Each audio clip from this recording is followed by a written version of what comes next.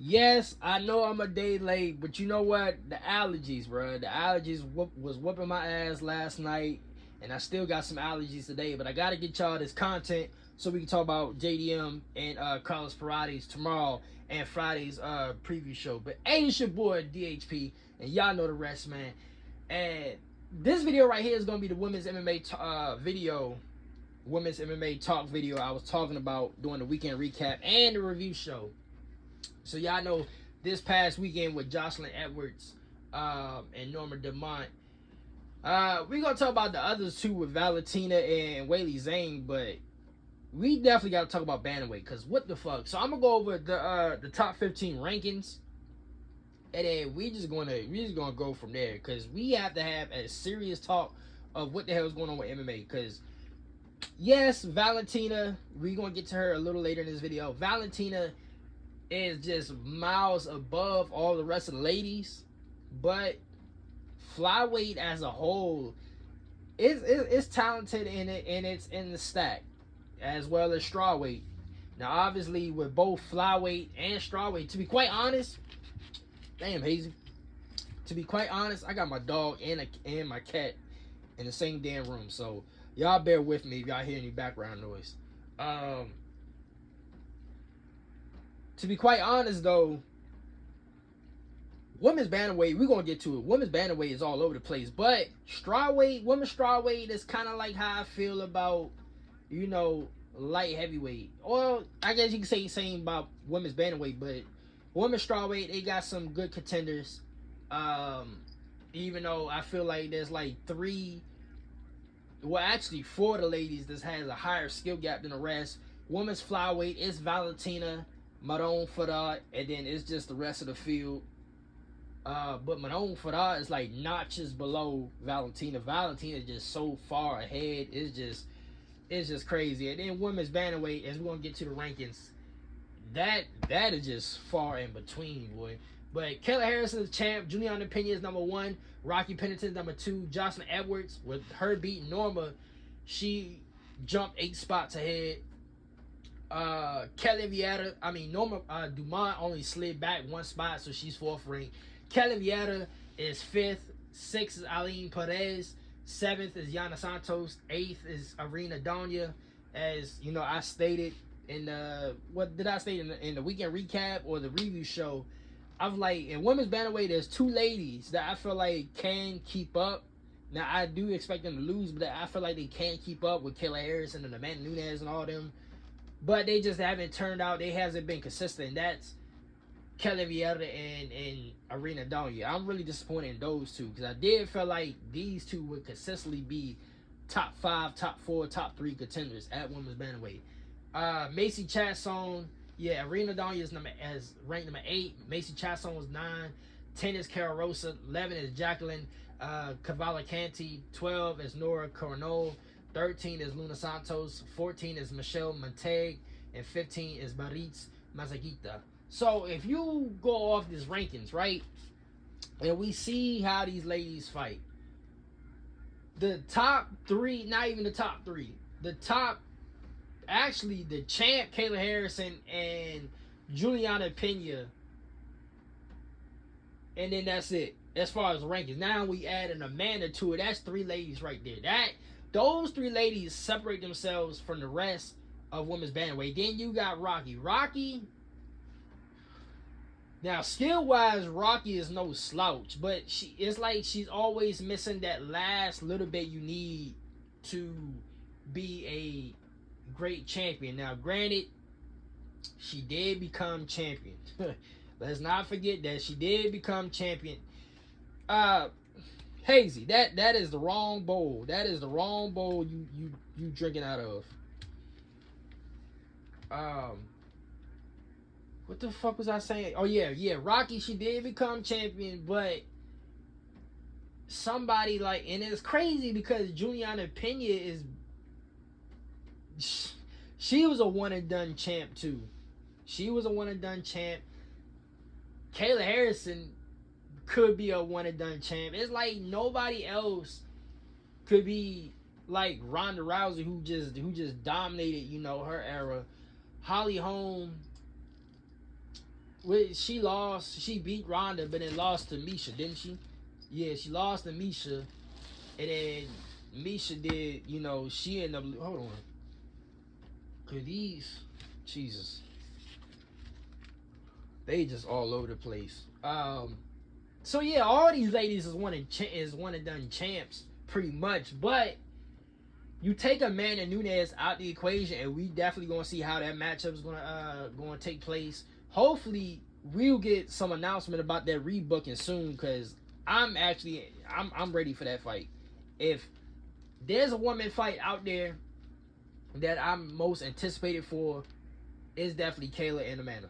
There's no other fight that I'm really anticipated for as far as women's MMA concerned, other than Kayla and Amanda. But you take Amanda out the equation, Kayla could really have like a dominant run. Cause going through that list again, I think she could be. And I know, and I fuck with Juliana, but Juliana be making too much excuses when she just purely got her ass whooped. You know what I mean? So Kayla Harrison could definitely go on a huge dominant run if you take Amanda out of the equation. But other than that, like you said, Kayla, Juliana, and Amanda to the side. I mean, Jocelyn Edwards, cool. She got in the top 5. She's in the top 3. She's a third ring fighter, but I still don't see her. She has some quality. Honestly, you know, ironically, her male counterpart, I did kind of feel like about Leon Edwards too, but you know, he became champ and he did what he did, but Jocelyn Edwards, she do has that style, and it's funny because Leon, if you really think about her, Leon Edwards do got the same style, and their last name is Edwards, but I still don't see her as a huge threat, bro. I just don't see, especially when you have Kayla and then Amanda coming back. Juliana, it depends. If you catch Juliana at the right time, she would be Juliana, but Juliana is still miles ahead of her.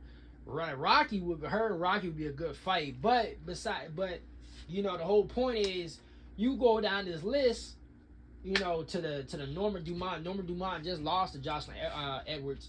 Kelly Vieira, like I say, Kelly Vieira and Irina Danya, to me, as far as like skill gap level, they're the two that should have broken inside and consistently be in that top 5. Like, I still think they'll get beat by Kayla and Amanda, but they should be low-key the 2 gatekeepers. Like, if you want to get to Kayla and Amanda, you got to go through them 2 first. And for some odd reason, you know, stylistically wise, they, you know, certain styles give them problems, but they also haven't improved and kept adjusting as the years went on. So that's why I'm really, you know, pretty much disappointed with those 2, because they should really be the gatekeepers, bro. Like, let's be honest. If we go back to how they first came on the scene, and even they did take some losses along the way, but when they first came on the scene and they was winning some of those fights, especially when Amanda was like, after she dusted off Ronda, and then, you know, she was winning, you know, dominating women's bantamweight as she went along, we was expecting, at least to me, Irina Danya, she was the one. I was like, Ketler Vieira, I can kind of see it, but I kind of don't. But Irina Danya, she was the one for me. She was the one for me. And I was like, bruh. So, now, but Kelly Vieira, she's in the 5th rank, right? But Irina Danya, she got to hold up her part of the bargain. But you go down this list from the Yana Santos, the Aline Perez, Macy Chiasson. Like, Macy Chiasson, she's been in the game for a minute. And I think, didn't she end up fighting Chris Cyborg at one point, I believe? I'm like, you look at these lists, some of these ladies, they already been in it for a cool minute and they still haven't gotten to where they need to be. So it's kind of like, and also, one of the things I want to touch on too, and also with my due diligence, I'm gonna have to go ahead and do some further research and really look into this. But I do feel like the UFC, they need to have, what's the way to put this? They need to scout more talented women for these weight class. Well, I'm gonna say bantamweight in specific, because strawweight is decent. Flyweight, you take out Valentina. Honestly, flyweight is the best women's weight class in women's MMA for the UFC. It's just Valentina's just been so damn dominant, like you can't really tell, but it's really the most stacked weight class. But as far as bantamweight, like I said, I might have to do my due diligence and look into shit more.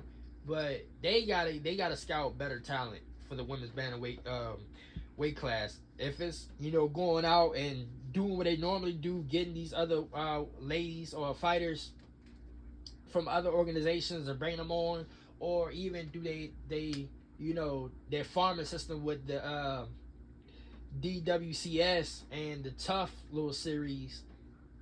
And y'all go back to my video I made last year about the Tough series. I do feel like the Tough series, they need to get away with that and just go full throttle with DWCS. But bantamweight has to get better, bro. It has to get better. Not only for, like, I wouldn't say entertainment sake, but it's just more for competition sake. Because honestly, the better the competition, the entertainment value is. Hey! Come on now. What are y'all doing? Y'all gotta stop this shit now. God damn. Oh, I'm not editing that shit out. We gonna roll it as is. I told y'all, I got dogs and cats in here. This shit is fucking going insane. But the UFC, they gotta. God damn, that shit. I done lost my train of thought with that shit, boy. Lord Jesus, have mercy. Yeah, they gotta do a better job with the women's bantamweight, because, like I said, with the yeah.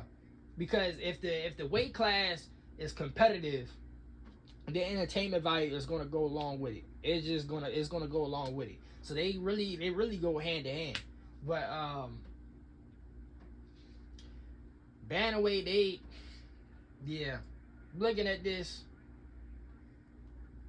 unless Irene Adesanya, and I keep going back to those two because those were the two that I felt like should be up there. Unless Irene Adesanya and Kelly Vieira could get their shit together, but they both coming off losses. Ironically, and it's crazy because I'm looking at this shit now, they both got beat by Norma Dumont. And Norma Dumont has been in the game for a cool minute too. She ain't no up and comer, women's bantamweight. She's been in the game for a minute. So it's crazy how they both got beat by her. But yeah, women's bantamweight, UFC gotta do better with that. But going to women's flyweight, and this is what I was talking about. You take out Valentina. Now you look at women's flyweight. We got Natalia Silva, ranked number 1. Number 2 is Manon Fiorot. Number 3 is Alexa Grasso. Number 4, Erin Blanchfield. Number 5 is Macy Barber. Number 6 is Thug Rose. Number 7 is Jasmine Duvacious. Number 8 is Tracy Cortez. Number 9 is Miranda Maverick. Number 10 is Karine Silva. Number 11 is Casey O'Neill. Number 12 is Wong Kong. Number 13 is Awarda Mora. Number 14 is JJ Aldrich. Number 15 is Gabriela Fernandez.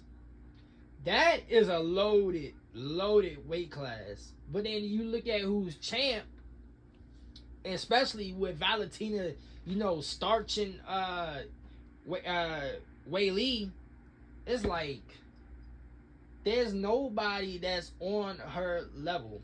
There's nobody that's in the stratosphere that's even on her planet other than the girl who beat her twice. And that was Amanda. Even though I did feel like Valentina won one of those fights, bro. I don't care what anybody say. She won one of those fights. But facts is facts that, you know, Valentina lost to Amanda a lot of times. She lost to a lot of times. So, but with that being said, Valentina is still on her own stratosphere. She on her own galaxy. But if you look at flyweight as a weight class in a vacuum, women's flyweight is the most stacked weight class in women's MMA right now, as far as the UFC. But it's just Valentina just too damn strong. But you go down to women's strawweight. You got Mackenzie Dern, the champ. Weili is ranked number 1. She's coming back, and it's gonna be nothing's really confirmed or signed, but it's pretty much guaranteed that Mackenzie and Weili, you know, Weili, that's the title fight to make. Tatiana Suarez, you got Tatiana number 2, number 3 is Vanera Janorba, number 4 is Yan Xan, number 5 Jillian Robinson, number 6 is Lupi Godinez, number 7 Amanda Lemos, 8 Tabitha Ritchie, 9 Jessica Andrade. Jessica Andrade is, you know, she's not prime Jessica Andrade, but she's still competitive. Then 10 is Amanda Ribas. Number 11 is Fatima Kalan. Number 12 is Denise Gomez. Number 13 is Alexa Danera. Number 14 is Angela Hill. Number 15 is Mizuki Ani. And that's it. And if you even look at strawweight is not that bad either. Strawweight is definitely not that bad. Now, strawweight got a mixture of like old veterans and some of the current women's strawweight. But if you compare women's strawweight and women's flyweight to women's bantamweight, strawweight and flyweight hands down is just miles above. Just miles above women's bantamweight. So I don't know what the UFC got to do to improve, you know, the competition level at women's bantamweight, because it's, as I keep iterating, the women's bantamweight is kind of like heavyweight and like heavyweight to a degree, where it's just like 2 or 3 or 4 people, and then the skill gap is up there for them, and then the rest of the field it's like way at the bottom. But yeah, man, let me know what y'all think. Y'all think UFC, they need to, you know, recruit more ladies for these? Well, you ain't gotta do it for strawweight and flyweight, but bantamweight, y'all let me know. Where do we go from here for women's bantamweight? Because to be quite honest, with women's strawweight, even with women's strawweight, for as good as women's strawweight can be, if Weili beats Mackenzie Dern, it's pretty much over. Because at that point, who else can beat Weili Zhang? I mean, Valentina is really the only one that starched her, but if she goes back and she dominates Mackenzie Dern, I don't see how anybody can beat Weili at strawweight. And we might... She was low. Her and Valentina is like... And it was the perfect time for them two to fight. But Lord Jesus, for as stacked as they weight class is, they've been so dominant. And it's just, we at the point now where we might have like, it has to be like a Ronda Rousey type situation where they need like a Holly Holm, or even like if there was like the men's, right? If we go into like men's logic, there needs to be another Chris Weidman to Anderson Silva, or GSP never lost, but Johnny Hendricks, I mean, people swear up and down Johnny Hendricks beat GSP. I'm gonna go rewatch that fight again with no value. But pretty much for the men's, we need another Chris Weidman, Anderson Silva situation. The women's, another Holly Holm, Ronda situation. You know what I mean? Because otherwise, they're just gonna keep dominating. But you know, besides the little dog and cat little interaction, these two knuckleheads kind of threw me off. This concludes the women's MMA talk for the night. Tomorrow, y'all tune back in tomorrow for JDM and Carlos Paredes. content. So till tomorrow, holler at y'all niggas later, man.